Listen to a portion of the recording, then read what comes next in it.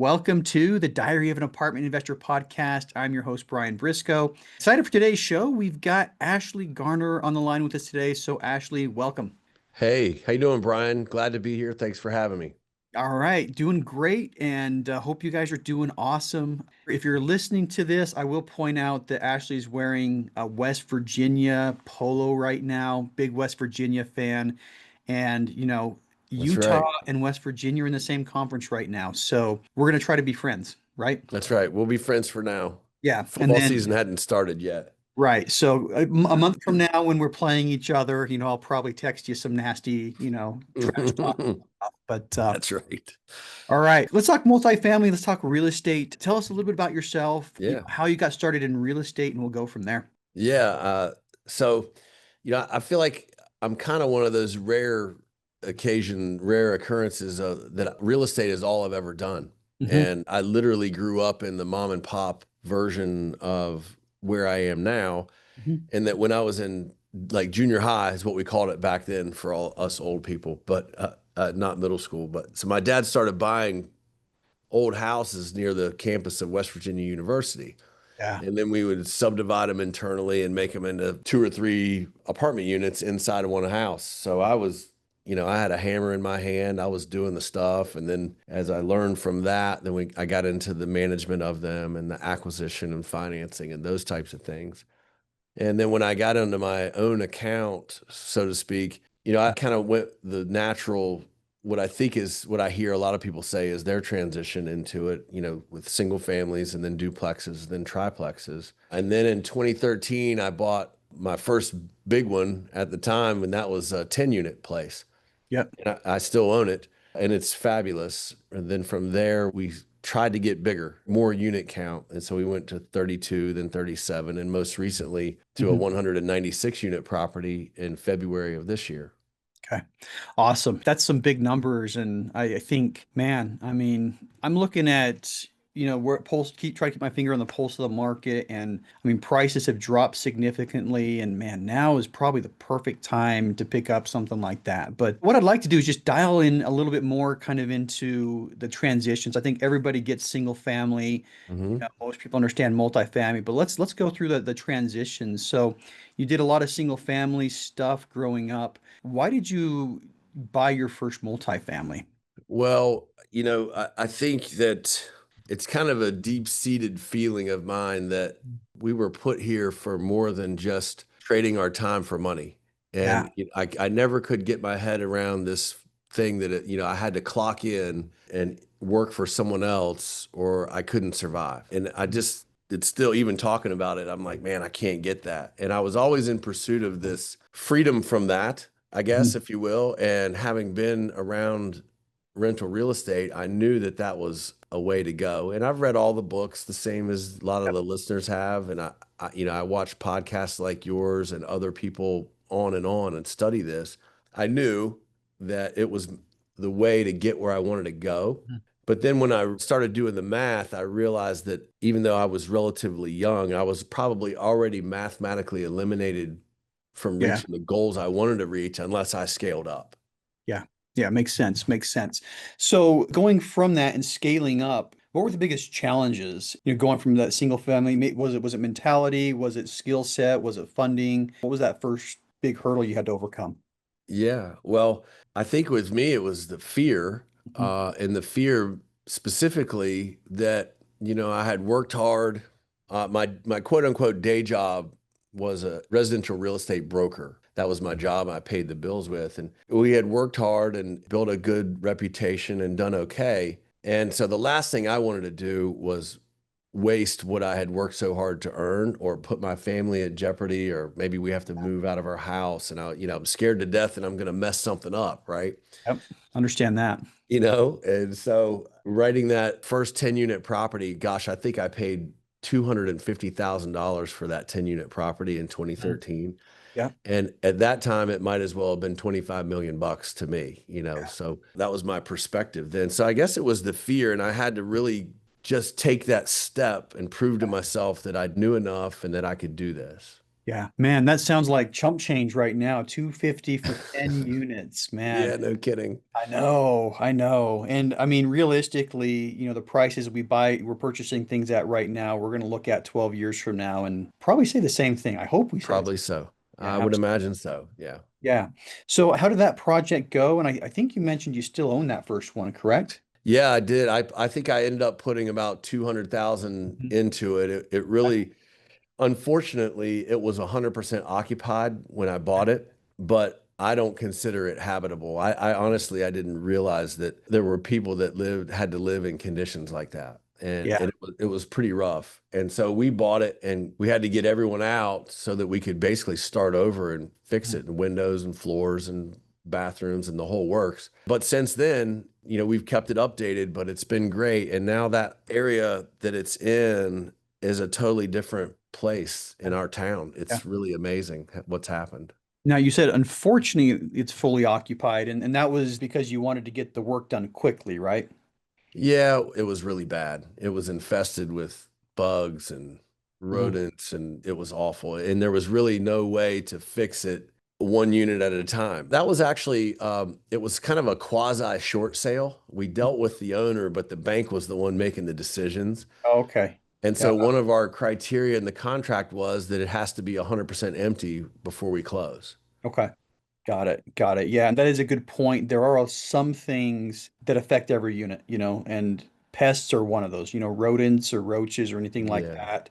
If it you was got it bad. in, yeah, if you got it in unit one, guess what? You got it in unit two as well. So Yeah. that's a good point. Well, awesome. So 200,000 in renovations, you hopefully took the slum out of it and Hmm. yeah, awesome. Cool. Yeah, we think that our job as landlords is to provide people with a safe, clean, Yeah. reliable, dependable place to live. And so we take that seriously. And yeah, we did that, rented it back out, and it's been great. Yeah, the first two words you say are ones that I use over and over again, clean and safe. Right. That's kind of our policy on everything we own is clean and safe, and Hmm.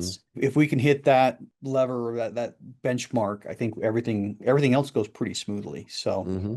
all right. So after that, let's talk about progression. You mentioned you have a lot of other, multifamily that are kind of double digit numbers. How did you progress from there?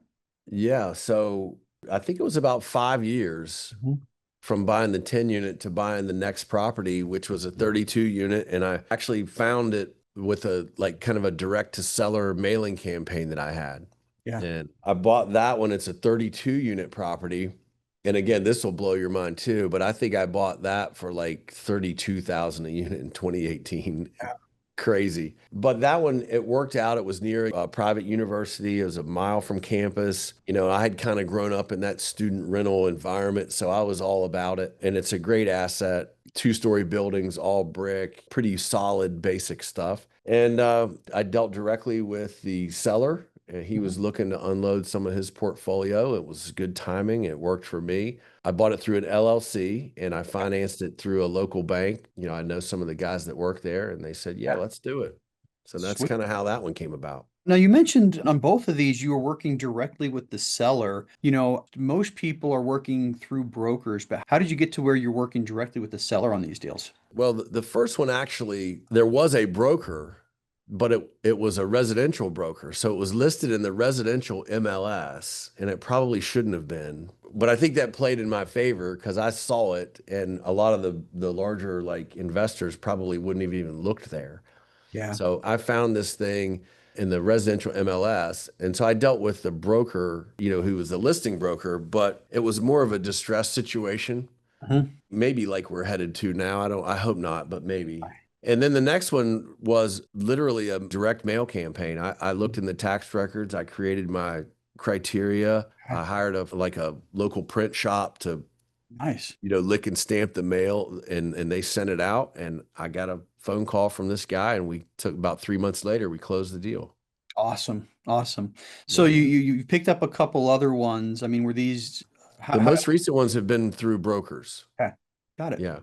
Got it. Through multifamily brokers. And, I have the same reservations about that everybody does. Like, wow, man, if it's listed and there's a broker involved, that must mean all the smart people have turned it away already. But we have our criteria and our underwriting standards, and we run the numbers. And if it meets the criteria, number one, we go to step number two, and we just keep going until it doesn't work anymore. Yeah.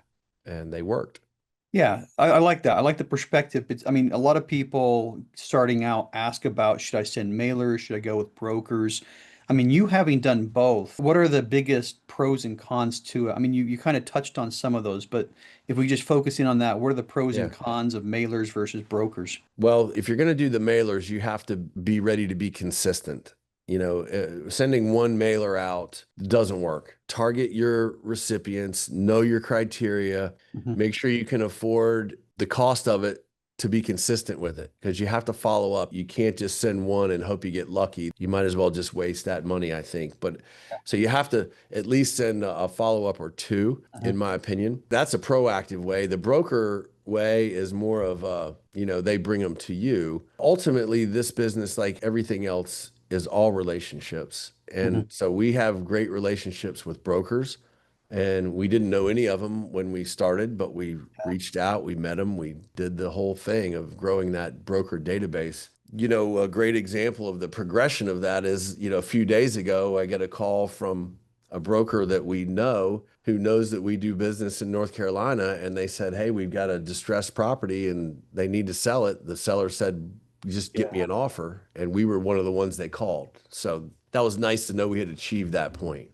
Yeah, that is a good point. When you're getting first calls from the broker, like we signed a deal with this owner yesterday, I wanted to show it to you, that's kind of like the signal that you're in. I Mhm. don't know how many calls that broker makes or any of these brokers make on the first round, but if you're in that first round of calls, that's a Yeah. good place to be. The way I look at the brokers versus the mailers or cold calling is that's what the brokers do all day. They're sending Mhm. mailers, they're cold Mhm. calling, they're, Yep. even if I'm not buying stuff, I still get calls from brokers asking me if I'm selling anything all the time. And Oh so, yeah, for yeah, sure. in my opinion, I do exclusively brokers now, and I let them do all of that extra busy work. And am I going to pay a little bit more for the properties? Probably.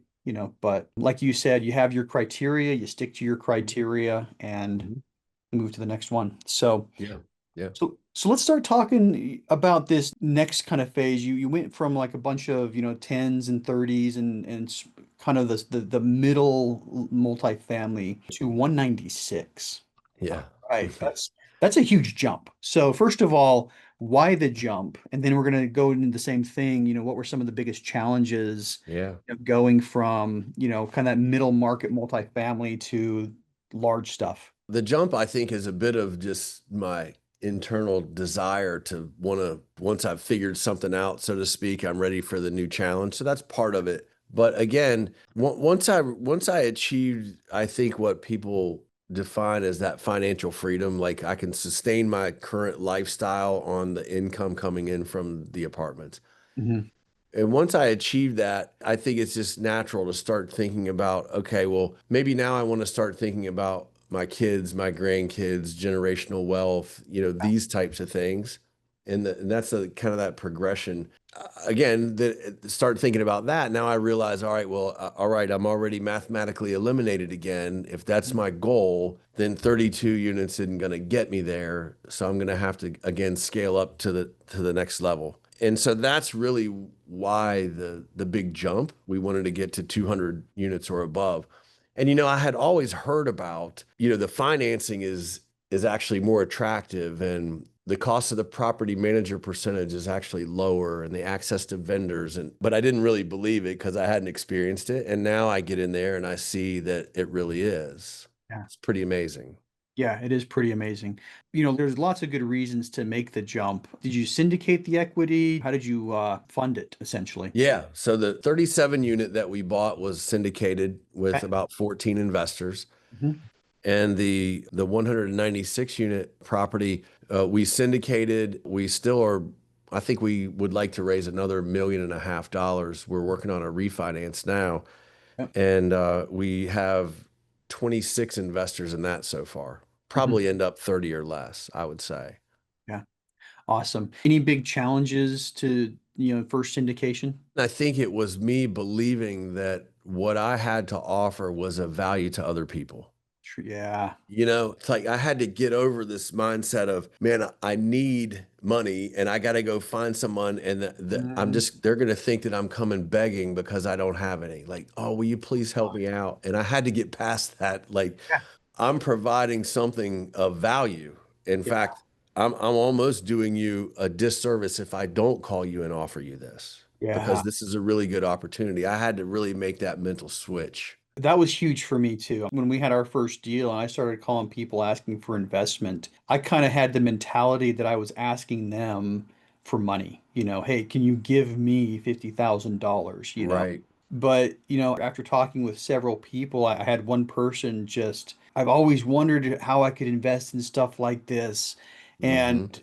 I'm so glad that we talked about this. And it was that conversation that made me realize that, oh my gosh, people do want this, Right. That was like one of those little mental switches for me, the kind of light bulb moments for me as Hmm. well. But sound like we had similar Yeah, issues. I'd say so. Yeah, absolutely. All right. So going into that 196 now, recent acquisition. I know. Yep, February of this year. So Right. like five, going on 6 months. Okay. Tell us about that. What was it like going in? What's your business plan and how has it gone so far? The business plan on the acquisition was we bought it because it worked at its current performance numbers. Mhm. We didn't have to take all 196 from classic to platinum, for example, Mhm. in order to raise the rent, in order to make the numbers work. It worked on its actual performance when we bought it. We wouldn't have even made an offer if it didn't meet that criteria. So that was good. We knew that kind of our worst case was that it just continues to operate like it is. And Mhm. that we figured, well, that's not such a bad downside if that's the worst case. Yeah. Our business plan on a 5-year hold, we knew we could put into place some operational efficiencies and we knew that we could do better on things like insurance and payroll. Yeah. And so the day we closed on it, our NOI went up a couple hundred grand just because of that. And so, our insurance policy was that much lower than the sellers, for example. We added value, but we didn't do it necessarily by swinging a hammer in that case. Yeah. Yeah, love it. Love it. And it's hard right now with where interest rates are. It's hard to get something that makes sense to buy off of T12 income. Did you guys assume a loan on that one, get new debt? What did that look Yeah, so I got to tell you that the hardest part of this and the most lessons I learned on this were that if you don't have all of the capital before you get all the way done, then like? it that's when it gets stressful. If you don't have enough money and you've got a deadline, that's where the stress comes from.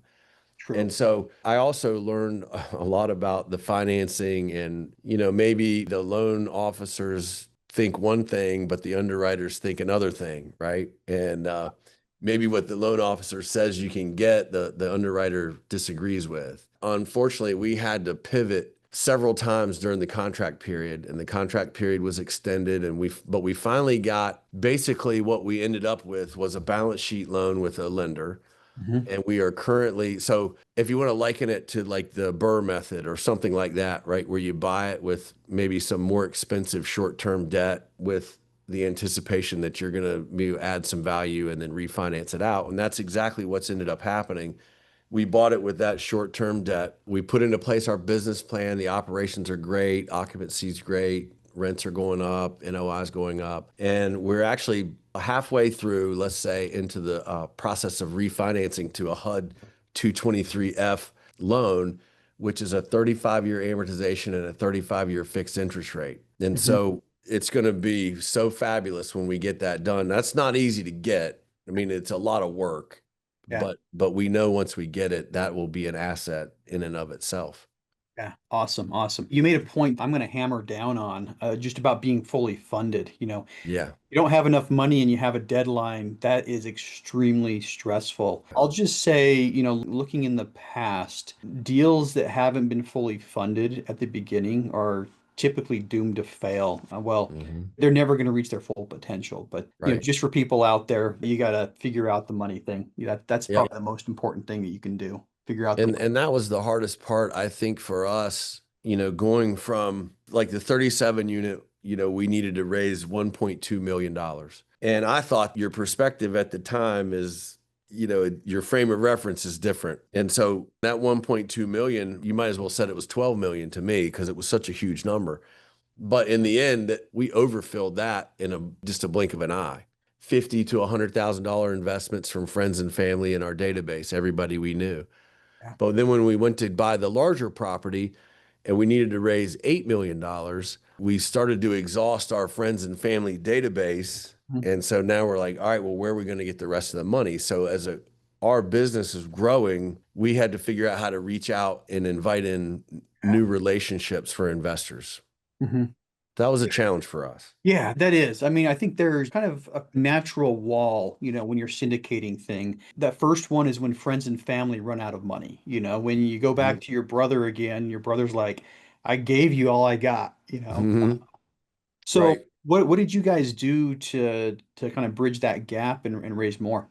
So we ended up with some hard money loans Yeah. to bridge the gap to get it closed. And those were friends and family. And then one that came from our attorney, but again, it's Yeah. all relationships. Yeah. These are all people that trusted us.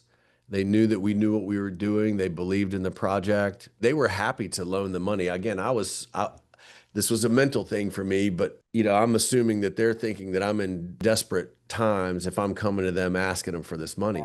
But for them, they're like, holy moly, what a great opportunity. I'd be happy to loan you the money. Yeah, if you can find a return number that works for both of you, Yeah, yeah, people will jump over that. I mean, right. They actually wanted to lend me more than I even wanted. yeah, yeah. I actually did something similar, and the guy was asking me the same question. I asked him for 200,000. He's like, "Can I give you three?" Yeah, And it's just like, but yeah, if you set things up right, I mean, real estate, worst case scenario, you sell and you have to pay them back. But that's right. yeah, That's real right. estate typically pays all of its bills with, downturns are the exception, and we're coming out of a downturn right now. But, Hmm. for people listening, loans like that are out there, and so if you're Yep. if you're at the, you got to get to the closing table, and you're 200, 300, 500,000 short, you Yep. can get a short-term loan like that to Yep. I call them gap loans, but Yeah. Gap loans. And the people like your closing attorneys, your CPAs, yeah. those people are great resources for that because they've all got clients who Hmm. always say, hey, if you ever see anything like this, let me know. I'll loan a $500,000 to one of these deals. And Hmm. there are lots of people like that. Yeah, and I mean they've also seen who's done it in the past because they're running all the transactions and your attorney's probably doing the legal paperwork for it too. Yeah, So, exactly. yeah, And they vetted the deal, they know the deal inside and out, so they can vouch for it. And once people get an endorsement from an attorney or a CPA, a lot of times they're sold. I've learned that, attorneys a lot of times are the best people to go to for referrals like that. Ask the question, hey, have you seen this in the past? Right. Who, and hey, can you make an introduction? We go to attorneys a lot of times for intros for stuff like that. But Hmm. yeah, and more for the people listening, you just got to look at the extra cost in there, underwrite it. If it still works, you do it. And That's right. the only thing you got to watch out is know when to walk away. There are some times where you might be too much leverage, too much debt, know when to That's walk right. away. So, well, wrapping up, a couple questions I'd like to tie things up in a nice little bow. What's next for you? Okay. We would like to buy more and we would like to continue to go larger. Yeah. And as recent even as last week, we're noticing a big increase in brokers bringing deals to us. There are more deals now are available. And I'm a multifamily like podcast geek. I just at every minute I'm listening to somebody like you or there's several of them that I kind of rely on. And it seems to me like the chatter is Mhm. that all these distressed deals are coming to market and that there's going to be buying opportunities because people were, they bought thinking that they could raise the rents and they ended up not. And they bought thinking they could refinance at a 3, but now they're at a 6% interest rate. And so the numbers don't work. I don't know if that's true or not, but I have seen an increase in deals coming to the market. And Mhm. I even have had some that the brokers have been, very open about the fact that this was a distressed situation with some short-term debt that had to be paid off ASAP. And so we would like to be in a position to take advantage of some of that. We don't need all of them, but we'd like to buy 200 units a year for the next 3 or 4 years. Yeah. Awesome. Awesome. All right. Next to last question for you. If you had to give advice to somebody who's just starting out in multifamily, what would that advice be?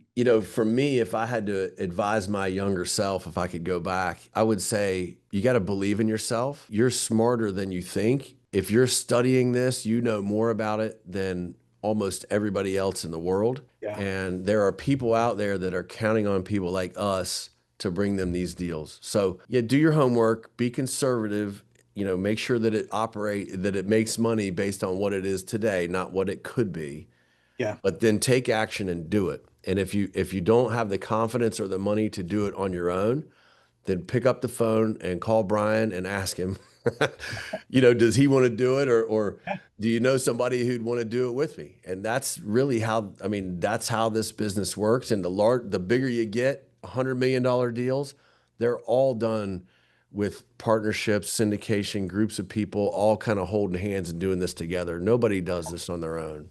Yeah, I mean, we're trying to get to the next level. I think, syndication can only get you so far, and so you got to tap into bigger and bigger dollar amounts and bigger check writers, and that Right? comes with partnerships, that That's right. everything that I've done, I can look back and say I've been GP in 1,600 units, you know. Wow. Guess what? Guess how many of those were just Brian Briscoe? Uh, Not many, probably. 3 single family homes. That's Wow. it. That's all I had Wow. in my rental, but everything else was with Hmm. partnerships. To your point, the smallest partnership in all of those was a 4-man team taking Hmm. down 60 units in Ohio. So everything Hmm. else was, many people doing it. So, Right. yeah, great, Yeah. great point, great advice. All right, last question as we wrap up. How can listeners learn more about you?